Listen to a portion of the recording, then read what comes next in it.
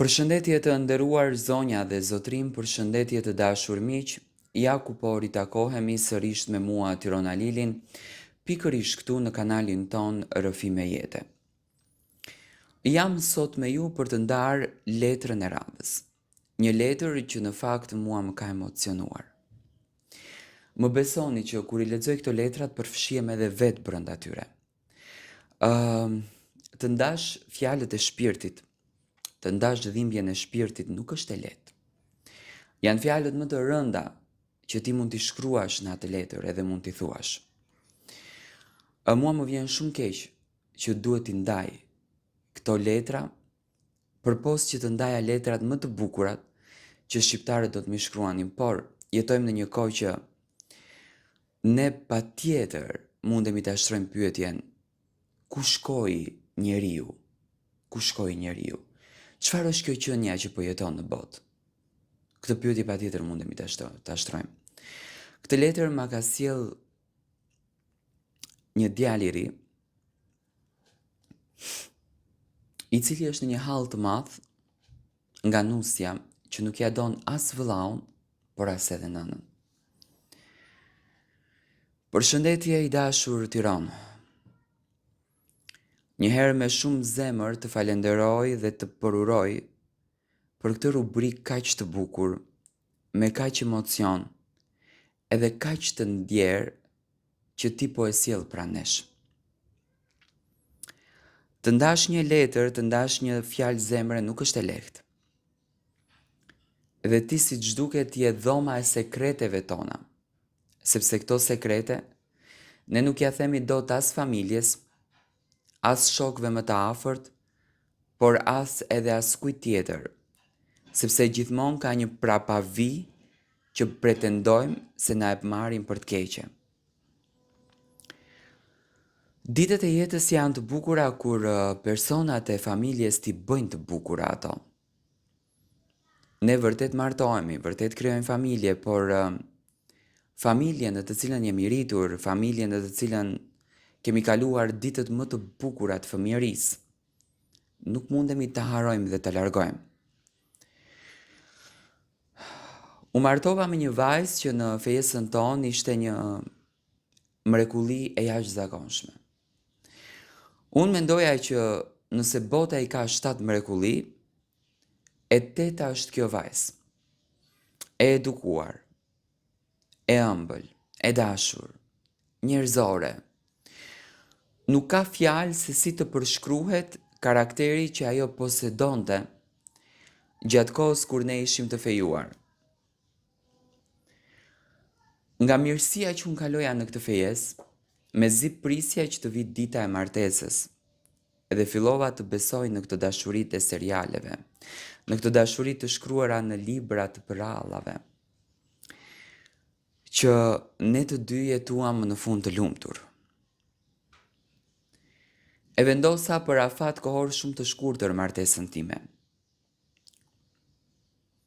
Askush nuk e priste që unë do të martohem aq shpejt. Nuk doja të dëgjoja më shumë, doja të merja në krah njeriun që kisha. Isha mashkulli më i lumtur në botë. Kjo vajzë më bënte të ndjehemi bekuar, kjo vajzë më jepte botën. Edhe u martuam. E bëm një dasëm shumë të madhe, kemi vallëzuar, kemi kërcyer, e shihja me sytë e ballit, aq shumë e doja. Dhe u kthyem në shtëpi. Muaji i parë ka qenë muaj shumë i bukur.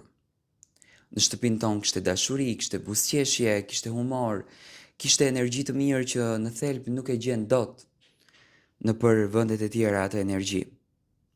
Por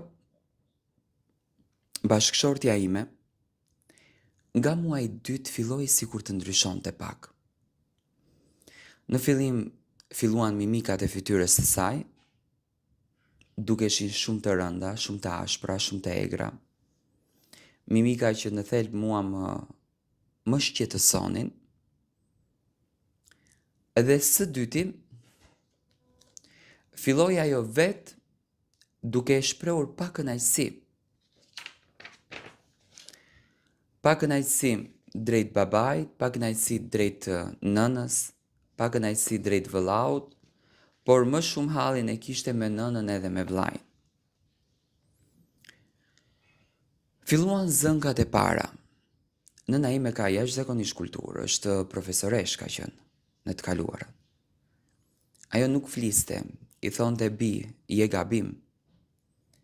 Zënka të kota. Pse e legotën aty? Ço merr vetuj?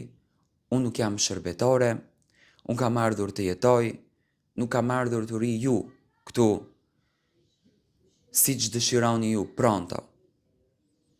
Mua këto fjalët me thënë drejtën më diqni, normalisht. I kam prindër, e kam nënë e baba, nuk mundem të toleroj një gjest të tillë. Por ajo nuk ndalonte. Ajo nuk ndalonte. E bënte, siç i thon asaj fjalës popullore, perin litar. Dhe zëngat filluan të bëhen edhe shumë të mëdha. Shqetësohesh te pse vjen në 2 të natës vllau jot, pse vjen në 3 të natës, çfarë po ndodh me familjen ton, degradime, ofendime, dhe unë me thënë drejtën u theva krejt më. Nuk mundesha të duroj një presion kaq të madh, nuk mundesha të duroj një tmerr nga aq të madh nga ime më, kushtuar drejt familjes time të shenjtë. Dhe kjo gjëja, me thënë të drejtën, më dhimbti shumë. Vendosëm që të dalim. Mami u thye në shpirt. Vëllau më tha, bo burr, nuk është e mirë kjo rrugë. Më mirë një ndarje sot se sa të vuash gjithë jetën. Por unë nuk e bëja dot. Nuk e bëja dot sepse ishte e pamundur për mua. Sot jetojmë në një banesë, kemi me qira, me vëllain me nënën nuk flas, as nuk hym, as nuk dalim. Raportet tona janë krejtësisht të krisme. S'kemi as një lloj raport me njëri tjetrin. Jemi shumë të shmangur. Mami më shkruan, vllau më shkruan në Viber, por përpos Viberit nuk kemi as një takim tjetër. Jam në një hall të madh, gruaja nuk bindet në asnjë mënyrë. Kemi një djalë, nuk e di se çfarë të bëj. A të ndahem apo të ri ta duroj atë, sepse edhe kështu nuk shkon.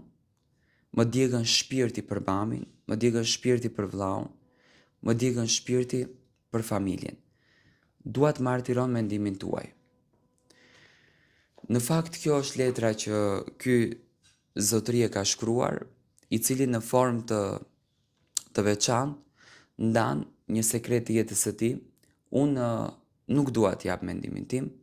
Dua të dëgjoj në komente ju se çfarë vendimi do të kishit marrë në një rast të këtillë. Çfarë duhet të vepron ky djalë?